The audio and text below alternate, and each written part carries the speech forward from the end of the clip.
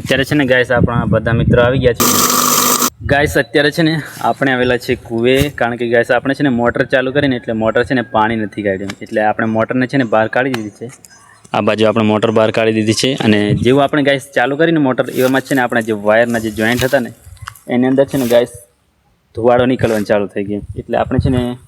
જોઈન્ટને પણ બહાર કાઢી દીધો છે અને જોઈન્ટને તોડી અને ફરીથી ગાઈસ આપણે જોઈન્ટને જોડવાના છે એટલે મોટર નહીં ચાલીને એટલે આપણને ગાઈસ લાગ્યું કે કંઈક મોટરના અંદર પ્રોબ્લેમ હશે એમ પરંતુ પછી આપણને થોડો ઘણો ડાઉટ ગયો કે મોટરના અંદર લગભગ પ્રોબ્લેમ નથી પ્રોબ્લેમ આપણા વાયરની અંદર છે તો એક વખત આપણે જોઈએ છીએ વાયરને બરાબર જોઈન્ટ કરીએ છીએ બાકી આપણો પંપ તો છે ને ગાઈસ મને નથી લાગતો કે આ બળેલો હોય એમ આ તો ચાલુ વર્કિંગમાં જ હતો ગાઈસ પરંતુ આપણે પેલું ઉનાળાની અંદર છે ને કૂવાની અંદર પાણી પૂરું થઈ ગયું હતું એટલે આપણે છે ને બંધ રાખી તેમાં એમ અંદર કૂવામાં છે ને ગાઈસ પડાપડ હતી એના કારણે છે ને અત્યારે હવે થોડું ઘણું પાણી સંગળી ગયું છે જો તમે જોઈ શકો છો અત્યારે તો લગભગ છે ને આ જામ થઈ ગયું એમ એટલે કે ફિટ થઈ ગયું હતું તો હવે આપણે છે ને આ બાજુ જોઈન્ટ કરી દઈએ ફટાફટ આપણે વાયર બાકી જો આ ભાઈ આપણા લાગેલા છે કામમાં તો આવા કંઈક છે ગાઈસ આપણે વાયર ખોલીને કરી દીધા છે તો ફટાફટ જોઈન્ટ કરી દઈએ છીએ અને પછી જોઈએ છીએ આપણે મોટર ચાલુ છે કે બંધ છે તે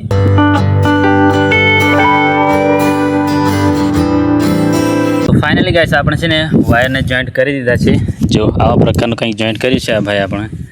ને અત્યારે છે ને ગાઈસ આપણા બધા મિત્રો આવી ગયા છે મોટર ઉતારવાની છે ને એટલા માટે બધાને બોલાવી દીધા છે જો આ બાજુ છે પેલો એક કરમસિંહભાઈ છે આ છે આપણો શાયર આ બાજુ પણ શાયર છે પેલી બાજુ પાછો આપણો લગભગ નવો ભાઈ છે જેને કદાચ પહેલી વખત આપણા વ્લોગની અંદર તમે જોતા હશો તો ગાઈસ હવે છે ને આપણે ટ્રાય કરીએ છીએ મોટરનો આપણો પંપ ચાલુ છે કે પછી બંધ છે તે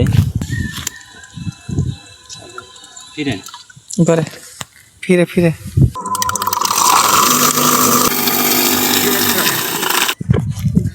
તો ગાઈસ આપણો પંપ તો છે ને ચાલુ જ છે